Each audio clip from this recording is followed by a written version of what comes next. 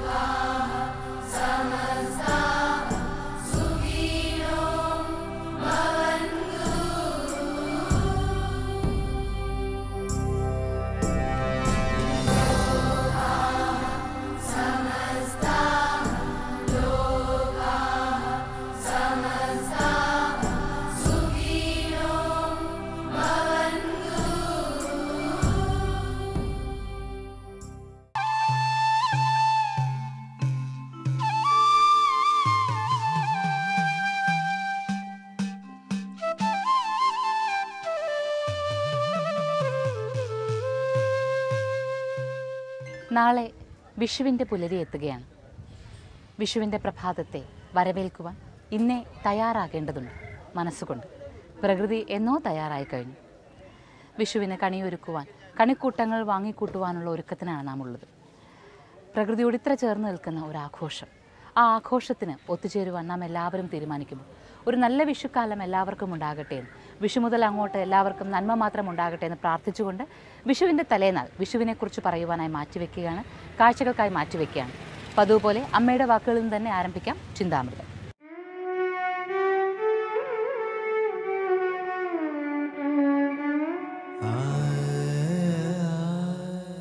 അറിവമ്മ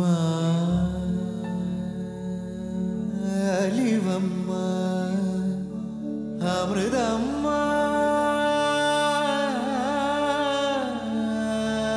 അഖിലം നീ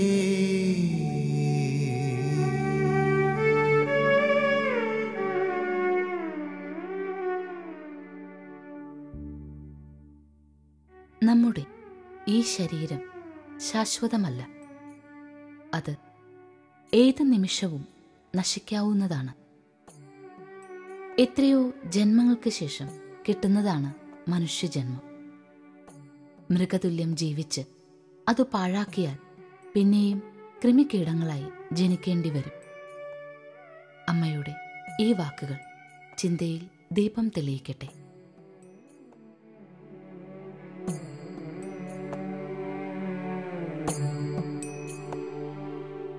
വിഷുക്കാലം സത്യത്തിൽ ഒരു ഓർമ്മപ്പെടുത്തലാണ്. എന്തിനാണ് ഓർമ്മിക്കുന്നത്? പ്രകൃതിയുടെ സ്നേഹഭാവങ്ങളെ തന്നെ, തർക്കമില്ല. കഴിഞ്ഞുപോയൊരു കാർഷിക സംസ്കൃതിയെയും വിഷു ഓർമ്മപ്പെടുത്തുന്നുണ്ട്. ഇതൊക്കെയും എല്ലാ വർഷവും നാം പറയാറുള്ളതാണ്. പക്ഷേ വീണ്ടും വീണ്ടും വിഷു നാളെ എത്തുമ്പോൾ വിഷുവിന് വേണ്ടിയിട്ടുള്ള അണിയിച്ചൊരുക്കലൊക്കെ അതിനു വേണ്ടിയൊക്കെ നാം തയ്യാറാകുമ്പോൾ ഓർക്കേണ്ട ഒരു കാര്യമുണ്ട്. ഇന്ന് നാം കണിക്ക് വേണ്ടിയിട്ട് പലപ്പോഴും നമുക്ക് കയ്യിൽ കിട്ടുന്നതൊക്കെയും കണിയായി ഒരുക്കാറുണ്ട്. പക്ഷെ അതിലൊന്നുപോലും നാം കൃഷി ചെയ്തുണ്ടാക്കുന്നതായിരിക്കില്ല. കൃഷി ചെയ്തുണ്ടാക്കിയിരുന്ന വസ്തുക്കൾ അത് കണി ഒരുക്കുമ്പോഴാണ് അതിനൊരു പൂർണ്ണതയിലേക്ക് എത്തുന്നത്. ഒരു പൂവെങ്കിലും നാം സ്വന്തമായി നട്ടു നനച്ച ചെടിയിൽ നിന്നൊരു പൂവെങ്കിലും ഭഗവാന് വിഷുവിൻ്റെ അന്ന് വെക്കുവാനായാൽ അതാണ് മഹാസൗഭാഗ്യം. മേടമാസത്തിൽ ആദിത്യന് ശക്തിയേറുമെന്നാണ്, പ്രഭാവമേറുമെന്നാണ്. അതുകൊണ്ട് തന്നെ സൂര്യകിരണങ്ങൾ ഭൂമിയിലേക്ക് അതിൻ്റെ തേജോമയമായ ഭാവത്തിലാണ് വന്ന് പതിക്കുക. അങ്ങനെ ഏറ്റുവാങ്ങുന്ന സൂര്യകിരണങ്ങളുടെ ആ തേജസ്സിനെ ആരാധിക്കുവാൻ വേണ്ടിയിട്ട് പ്രകൃതി കണ്ടെത്തിയ ഒരു മാർഗ്ഗമാണ് കണിക്കൊന്നകളെന്ന് ചിന്തിച്ചു നോക്കും. ശരിക്കും കേരളത്തിൽ അങ്ങനെയല്ലേ കണിക്കൊന്നകൾ പൂക്കുന്നത്? മേടമെത്തിയാൽ കണിക്കൊന്നയ്ക്കറിയാം പൂക്കാതിരിക്കാൻ അതിനാവില്ല. അങ്ങനെ കണിക്കൊന്ന പൂക്കുന്നത് പോലെ തന്നെ സ്വന്തം പറമ്പിൽ നിന്ന് താൻ നട്ട് നനച്ച് വളർത്തിയെടുത്ത ഒരു വസ്തുവെങ്കിലും ദേവന് സമർപ്പിക്കുവാനാകുന്നൊരു മനസ്സ്, അങ്ങനെ ചെയ്യാതിരിക്കാനാകില്ല എന്നൊരു തോന്നൽ എന്ന് മനുഷ്യനുണ്ടാകുന്നു, അന്ന് നമ്മുടെ വിഷുവിനെല്ലാം ഒരു പ്രത്യേക ഭാവവും അർത്ഥവും കൈവരും. ഓരോ വിഷുവിൻ്റെ കാലത്തും ഇതുപോലെ പല പല തത്വങ്ങളും സന്ദേശങ്ങളുമൊക്കെ നാം ഒപ്പിയെടുക്കാറുണ്ട്.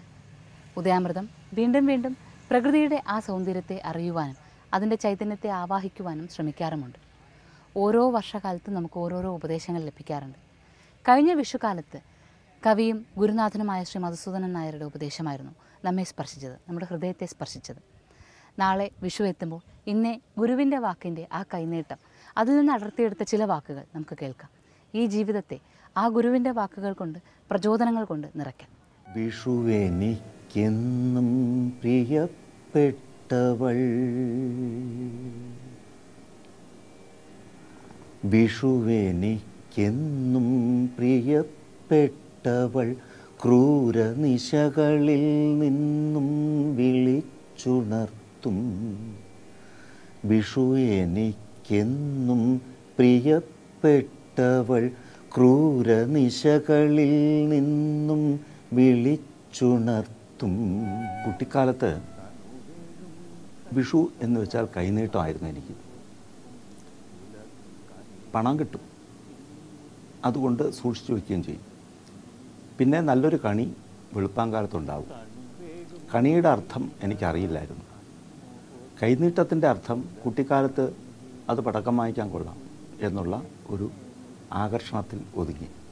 പിന്നീടാണ് അതിനെക്കുറിച്ച് ചിന്തിക്കുന്നത്, എന്താണ് വിഷു, എന്തിനാണ് ഈ കണിക്കൊന്നയും മാങ്കുലയും ചക്കയും മറ്റു പൂക്കളും വാഴപ്പഴവും എല്ലാം നിരത്തി വെച്ച് പിന്നിൽ ഒരു മനോഹരമായ കൃഷ്ണബിംബവും വെച്ച് വിളക്ക് കൊളുത്തി പാൽക്കണ്ണാടി വെച്ച് മുണ്ടുവെച്ച് അതിൻ്റെ പുറത്ത് പൊന്നു വെച്ച് പൊന്നിൻ്റെയും കൂടെ ഒരു പുസ്തകവും വെച്ച് മഷിയും വെച്ച് എന്തിനാണ് ഇങ്ങനെ കണി കാണുന്നത്?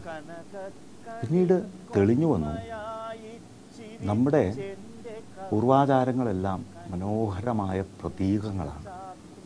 ഐശ്വര്യത്തിൻ്റെ പ്രതീകം, അറിവിൻ്റെ പ്രതീകം, ദാനത്തിൻ്റെ പ്രതീകം, നമ്മുടെ കർമ്മത്തിൻ്റെ പ്രതീകം, പ്രപഞ്ച ദർശനത്തിൻ്റെ പ്രതീകം. വിഷു പ്രപഞ്ച ദർശനത്തിൻ്റെ മഹത്തായ ഒരു പ്രതീകവത്കൃതമായ ആചാരമാണ്. ഒരു വത്സരത്തിൻ്റെ കൈനീട്ടം, ഒരു വത്സരത്തിൻ്റെ കൈനീട്ടം, ഒരു നാളിലിനി വരാം, ഒരു നാളിലിനി വരാം എന്നു പറഞ്ഞ് പോകും.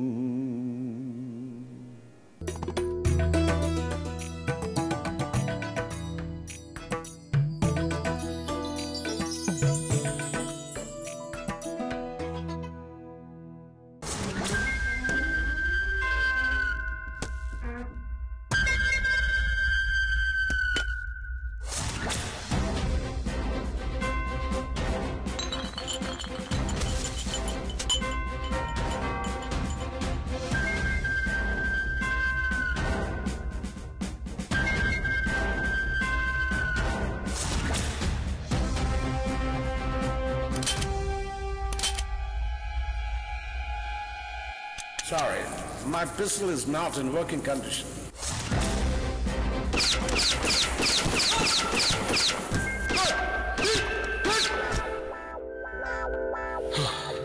ഒരു സിനിമാ കഥ. ഫെബ്രുവരി 13 മുതൽ തിങ്കൾ മുതൽ ശനി വരെ രാത്രി 8:30.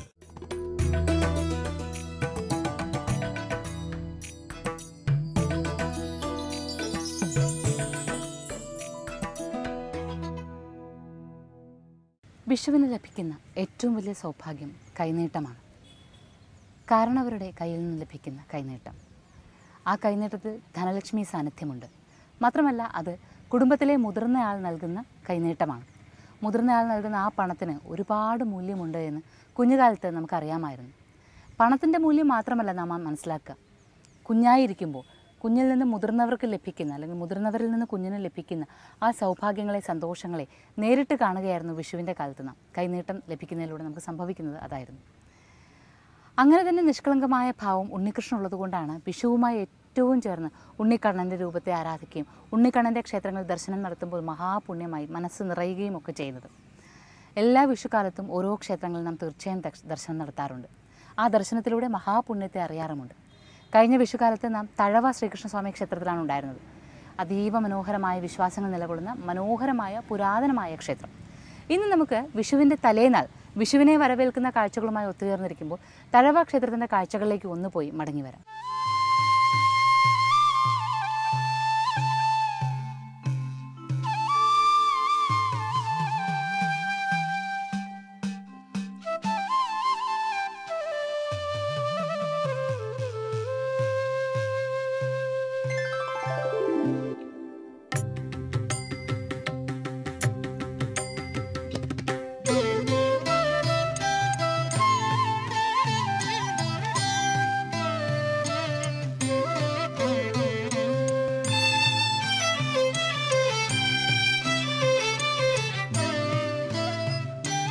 കൊല്ലം ജില്ലയിലെ പ്രമുഖ ക്ഷേത്രമായ തഴവ ശ്രീകൃഷ്ണസ്വാമി ക്ഷേത്രത്തിൽ വിഷുക്കാലത്തിൻ്റെ എല്ലാ ആഘോഷങ്ങളും നിറഞ്ഞു നിൽക്കുന്ന സമയത്താണ് നാം എത്തിയത്. കരുനാഗപ്പള്ളിയിൽ നിന്ന് 2 കിലോമീറ്റർ വടക്കുള്ള പുതിയ കവലയിൽ നിന്ന് കിഴക്കോട്ട് 4 കിലോമീറ്റർ യാത്ര ചെയ്താൽ തഴവ പഞ്ചായത്ത് സ്ഥിതി ചെയ്യുന്ന ഈ ക്ഷേത്രത്തിലെത്താം. ഇവിടെ പ്രതിഷ്ഠ ചതുർബാഹു രൂപത്തിലുള്ള മഹാവിഷ്ണുവാണ്. എന്നാൽ ശ്രീകൃഷ്ണസ്വാമി ക്ഷേത്രം എന്നാണ് ഖ്യാതി. ചെമ്പുമേഞ്ഞ ശ്രീകോവിൽ, കിഴക്കോട്ട് ദർശനമായുള്ള ശ്രീകോവിലിൻ്റെ അടിസ്ഥാനമൊഴികെ മറ്റെല്ലാ ഭാഗങ്ങളും ദാരുവിലാണ് നിർമ്മിച്ചിരിക്കുന്നത്. അതുകൊണ്ട് തന്നെ അനേകം ദാരുശില്പങ്ങൾ മനോഹരമായി കൊത്തിവെക്കപ്പെട്ടിട്ടുണ്ട്. നമസ്കാര മണ്ഡപത്തിൻ്റെ മച്ചും ക്ഷേത്രത്തിൻ്റെ പല ഭാഗങ്ങളും ദാരുശില്പങ്ങളാൽ നിബിഡമായിരിക്കുന്നു. ലക്ഷ്മി ദേവി, മഹാവിഷ്ണു, അനന്തശയനം, ഗരുഡവാഹനായ ഭഗവാൻ, മഹാഗണപതി, ദശാവതാരം, മഹാവിഷ്ണുവും മഹാലക്ഷ്മിയും ഒന്നിച്ചു ചേർന്നുള്ള ശില്പങ്ങൾ എന്നിങ്ങനെ മനോഹരമായ പല ശില്പങ്ങളും ഇവിടെ കാണാനാകും. ഇതുകൂടാതെ ശിവതാണ്ഡവം, ശിവപാർവതിമാർ, ത്രിമൂർത്തികൾ, ധന്വന്തിരി മൂർത്തി, കൽക്കി, ഹനുമാൻ്റെ അമ്മ, ശ്രീരാമലക്ഷ്മണാദികൾ, നരസിംഹമൂർത്തി, വ്യാസൻ, ശ്രീകൃഷ്ണലീല മുതലായ വളരെ മനോഹരമായ ശില്പങ്ങളും ഇവിടെ വിഷ്ണു പ്രധാനമൂർത്തിയായ ക്ഷേത്രത്തിലുണ്ട്. ശൈവ സാന്നിധ്യം വെളിപ്പെടുത്തുന്ന ശില്പങ്ങളും ഇവിടെ പ്രത്യേകതയോടുകൂടി ശ്രദ്ധിക്കാം. മുഖ്യ ശ്രീകോവിലിൻ്റെ തെക്കുവശത്ത് പ്രത്യേകം ശ്രീകോവിലിൽ മഹാദേവൻ ഇവിടെ സാന്നിധ്യമാകുന്നുണ്ട്. വടക്ക് പടിഞ്ഞാറ് ഭാഗത്താണ് കണ്ണാടി ബിംബ പ്രതിഷ്ഠയിൽ ദേവിയുള്ളത്. കന്നിക്കോണിൽ ഗണപതി സാന്നിധ്യമുണ്ട്. ഗണപതിക്ക് തൊട്ടുപുറകിലായി യക്ഷിയമ്മയും യക്ഷിയമ്മയുടെ സാന്നിധ്യമായി ഒറ്റപ്പനയും. വടക്ക് ഭാഗത്തേക്കായി 2 പീഠങ്ങൾ കാണാം. ഇവിടെ രക്ഷസൻ്റെ സാന്നിധ്യവുമുണ്ട്. പുരാതന കാലത്ത് ഈ ക്ഷേത്രം സമീപത്തുള്ള 4 മഠക്കാരുടെ വകയായിരുന്നു.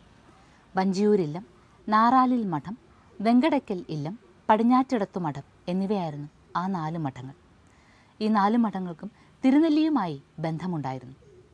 ഉദ്ദേശം 500 വർഷങ്ങൾക്ക് മുൻപ് തിരുനെല്ലിയിൽ നിന്ന് ദേശാടനത്തിനായി ഇവിടെ വന്ന മഠക്കാർ തങ്ങളുടെ തേവാരമൂർത്തിയെ കൂടി കൊണ്ടുവന്നിരുന്നുവെന്നും തഴവായിൽ ഏറെക്കാലം കഴിച്ചുകൂട്ടി എന്നും അതിനു വേണ്ടിയിട്ട് സ്ഥലവാസികളുടെ സഹായം തേടിയിരുന്നു എന്നുമാണ് ഐതിഹ്യം. ഈ മഠക്കാരുടെ ആവശ്യപ്രകാരം കായംകുളം രാജാവിൻ്റെ സഹായത്തോടു കൂടി നാട്ടുകാർ ക്ഷേത്രം സ്ഥാപിച്ച് അവർ കൊണ്ടുവന്ന വിഗ്രഹം പ്രതിഷ്ഠിക്കുകയായിരുന്നു. അങ്ങനെയാണ് തഴവായിൽ ശ്രീകൃഷ്ണസ്വാമി ക്ഷേത്രം ഉണ്ടായി വന്നത്. വാസുദേവം ഹൃഷീകേശം വാമനം ജലശായിനം ജനാർദ്ദനം ഹരിം കൃഷ്ണം ശ്രീവക്ഷം ഗരുഡധ്വജം.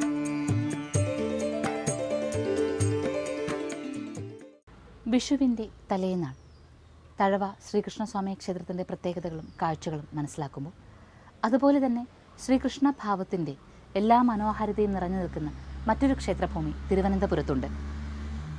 തിരുവനന്തപുരത്ത് ശ്രീകണ്ഠേശ്വരം ക്ഷേത്രനടയിൽ നിന്ന് ഉദ്ദേശം 1/2 കിലോമീറ്റർ അകലെ പടിഞ്ഞാറേക്കോട്ടയ്ക്കും കൈതമുക്കിനും ഇടയ്ക്കുള്ള മാർഗത്തിൽ പള്ളിയടക്കമുക്കിനടുത്താണ് ഈ ക്ഷേത്രം. ക്ഷേത്രത്തിൻ്റെ പേര് പുന്നപുരം ശ്രീകൃഷ്ണസ്വാമി ക്ഷേത്രം. ഇവിടെ പ്രതിഷ്ഠ ശ്രീകൃഷ്ണനാണ്. കിഴക്കോട്ടാണ് ദർശനം. പാർത്ഥസാരഥി രൂപത്തിലുള്ള വിഗ്രഹത്തിൻ്റെ കയ്യിൽ ചമ്മട്ടിയും മറുകൈയിൽ പാഞ്ചജന്യവുമുണ്ട്. സ്ഥാനക രൂപത്തിലുള്ള വിഗ്രഹം അതിമനോഹരമാണ്. തമിഴ്നാട് മാതൃകയിൽ ശില്പാലങ്കൃതമാണ് ഇവിടുത്തെ ശ്രീകോവിൽ. നടപ്പന്തലും വലിയമ്പലവും ഇളമതിലും കാണുവാനാകും. ഉപദേവതകളായി ഇളമതിലിനകത്ത് കന്നിമൂലയിൽ ഗണപതിയും ചുറ്റുമതിലിനകത്ത് കന്യയിൽ സർപ്പദൈവങ്ങളും ശ്രീകോവിലിൻ്റെ തെക്കുവശത്ത് സപ്തമാതൃക്കളും സാന്നിധ്യമുണ്ട്. ആനക്കൊട്ടിൽ, ചുറ്റുമതിൽ, കവാടമാളിക എന്നിങ്ങനെ ഗംഭീരമായ എല്ലാ കാഴ്ചകളും ഈ ക്ഷേത്രഭൂമിയിലുണ്ട്. വഞ്ചിയൂർ അത്തിയറ മഠത്തിൻ്റെ ചുമതലയിലാണ് ക്ഷേത്രതന്ത്രം. ഈ ക്ഷേത്രം സ്ഥിതി ചെയ്യുന്ന സ്ഥലത്തിൻ്റെ പേര് പള്ളിയടക്കമുക്ക് എന്നാണ്. പണ്ടുകാലത്ത് തിരുവിതാംകൂർ രാജാക്കന്മാർ അന്തരിച്ചാൽ പള്ളി അടക്കിയിരുന്ന പ്രദേശമാണ് ഇത്. ശ്രീമൂലം തിരുനാൾ മഹാരാജാവ് തുടങ്ങിയ ഭരണാധികാരികൾ ഇവിടെയാണ് അന്ത്യവിശ്രമം കൊള്ളുന്നത്. വിഷുവിൻ്റെ തലേനാൾ പുന്നപുരത്തെ ക്ഷേത്രത്തിലെത്തിയതിൻ്റെ മഹാത്മ്യം എന്ത് എന്ന് ഇനി പറയാം. ഇവിടുത്തെ ഐതിഹ്യം ഇങ്ങനെയാണ്. ശ്രീകൃഷ്ണൻ ബാലൻ്റെ രൂപത്തിൽ അമ്മയുമൊത്ത് ഇവിടെ കളിക്കാൻ വന്നു. നേരം വളരെ വൈകിയപ്പോൾ അമ്മ തിരികെ പോകാൻ വിളിച്ചു.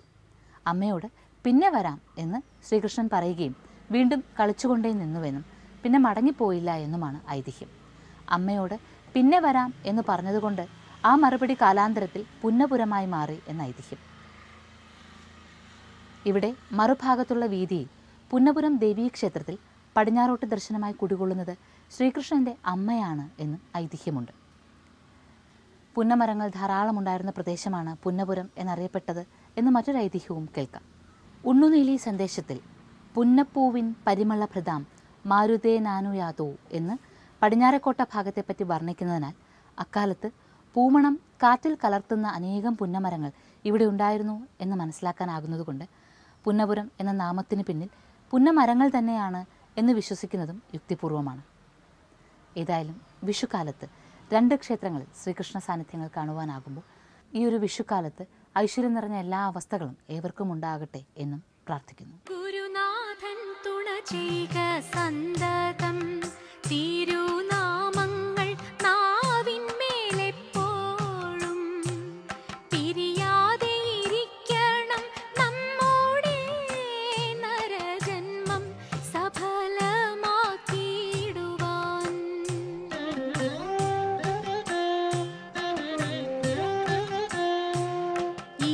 ഇന്നലെയോളം എന്തെന്നറിഞ്ഞില്ല, ഇനി നാളെയും എന്തെന്നറിഞ്ഞില്ല, ഇന്നീ കണ്ട തടിക്കു വിനാശവും ഇന്ന നേരമെന്നേതും അറിഞ്ഞില്ല.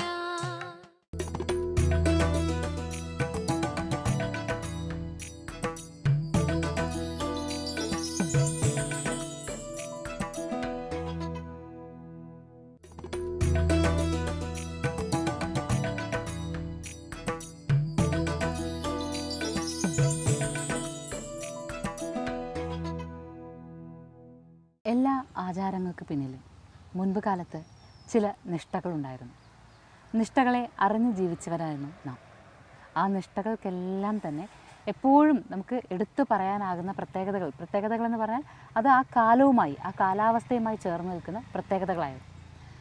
അതുകൊണ്ട് തന്നെ കണിക്കൊന്ന പൂക്കൾ കൊണ്ട് അലങ്കരിക്കുന്ന കണി കാണുമ്പോൾ നമുക്ക് ഓരോ തവണയും കണിയിൽ എന്തൊക്കെ ചാർത്തണം എന്നുള്ളത്, എന്തൊക്കെ വെക്കണം എന്നുള്ളത് എപ്പോഴും മുഴുവൻ ഐശ്വര്യത്തിനും എല്ലാം നിരത്തി വെക്കാൻ നമുക്ക് സന്തോഷം തന്നെയാണ്. പക്ഷേ എല്ലാം എന്ത് തന്നെ നമുക്ക് ആനന്ദം നൽകുന്നു അതൊക്കെയും നമുക്ക് നിരത്തി വെക്കാമെങ്കിലും ചില കാര്യങ്ങൾ പ്രത്യേകം ശ്രദ്ധിക്കുന്നത് എപ്പോഴും നന്നായിരിക്കും. കഴിഞ്ഞ വിഷുക്കാലത്ത് അതൊരു സന്ദേശം പോലെ തന്നെ വ്യക്തമായി പറഞ്ഞു തന്നിരുന്നു എങ്ങനെയാണ് കണി ഒരുക്കേണ്ടത് എന്ന്. നാളെ കണി ഒരുക്കുന്നവർക്ക് ഇന്ന് ഈ കാഴ്ച തീർച്ചയായും സഹായകരമാകും. വിഷുക്കണി ഒരുക്കലിൽ പ്രകൃതിയെയാണ് ആരാധിക്കുന്നത്. നാടൻ കാർഷിക വിളകൾ കൊണ്ട് മാത്രമാണ് അലങ്കാരം.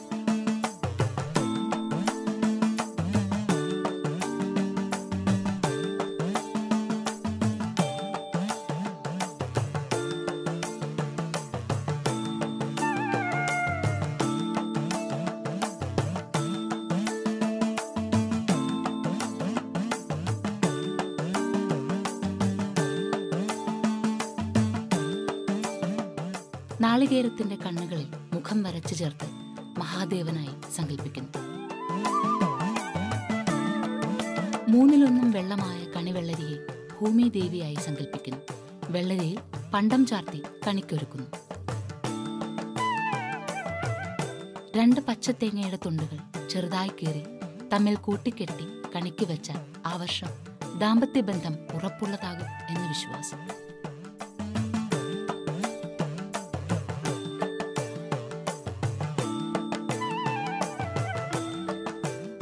ജഗന്മാതാവായ ശ്രീമാതാ അമൃതാനന്ദമയി ദേവിയുടെ സ്നേഹവലയത്തിനുള്ളിൽ ഒരുങ്ങുന്ന കണിക്കാഴ്ചകളാണ് അമൃത ടെലിവിഷനിലൂടെ എല്ലാ ദിവസവും നമ്മളെല്ലാവരും കാണാറ്. ഓരോ വിഷുക്കാലത്തും അമ്മ നൽകുന്ന സന്ദേശങ്ങൾ, ഓരോ വിഷുക്കാലത്തെന്നല്ല എല്ലാ ദിവസങ്ങളിലും അമ്മ മക്കൾക്കായി സന്ദേശങ്ങൾ നൽകുന്നുണ്ട്. വരും തലമുറയ്ക്ക് കൂടി നന്മകൾ ഓതുന്ന സന്ദേശങ്ങൾ അമ്മ നൽകുന്നുണ്ട്. അതിൽ തന്നെ വിഷുക്കാലത്ത് അമ്മ പറയുന്നത് കൈനീട്ടം എന്ന സങ്കല്പത്തെ തൈനീട്ടമാക്കി മാറ്റുക എന്നതാണ്. അതായത് ഓരോ വിഷുവിനും ഓരോരുത്തരും ഒരു തൈയെങ്കിലും നടുക, ഒരു ചെടിയെങ്കിലും നടുക, എന്നിട്ട് അതിനെ മരമാക്കാൻ അനുവദിക്കുക. അങ്ങനെ ഓരോ വിഷുക്കാലവും കഴിഞ്ഞു പോകുമ്പോൾ കൈനീട്ടങ്ങൾ നാം വരും തലമുറയ്ക്ക് നാം അറിയാതെ തന്നെ ഒരുപക്ഷെ നമ്മുടെ കാലം കഴിഞ്ഞു പോയാലും അവർക്ക് വേണ്ടി കൈനീട്ടങ്ങൾ നാം കാത്തു സൂക്ഷിക്കുകയാണ്. വളർന്നു നിൽക്കുന്ന മാവിൽ നിന്ന് മാങ്കനികൾ അവർക്ക് കൈനീട്ടമായി ലഭിക്കും. വൃക്ഷത്തിൻ്റെ തണൽ അവർക്ക് കൈനീട്ടമായി ലഭിക്കും. അങ്ങനെ അമ്മയുടെ ആ വലിയ അനുഗ്രഹത്തോടു കൂടി കഴിഞ്ഞ വർഷം നാം അങ്ങനെയൊരു വിശുദ്ധമായ സന്ദേശത്തോടു കൂടിയാണ് വിഷുക്കണിയുടെ കാഴ്ചകളെല്ലാം ഒരുക്കിയത്. കൃഷ്ണസങ്കല്പം തന്നെ തിരുമുന്നിൽ വന്ന് ഒരു തൈ നൽകിക്കൊണ്ട് നമുക്ക് വിഷുവിൻ്റെ ഉണർവുകൾ മുഴുവനും നൽകുന്നുവെന്ന ഉദാത്തമായൊരു സങ്കല്പം നമുക്ക് മനസ്സിലാക്കുവാനായി. അമ്മയുടെ അനുഗ്രഹം പോലെ തന്നെ സ്നേഹം പോലെ തന്നെ ശ്രീകൃഷ്ണൻ അനുഗ്രഹമായി നൽകുന്ന തൈകൾ പോലെ തന്നെ ഓരോ വളർന്നു നിൽക്കുന്ന വൃക്ഷങ്ങളിലുമുണ്ട് നാളേക്കുള്ള ഒരു കൈനീട്ടം.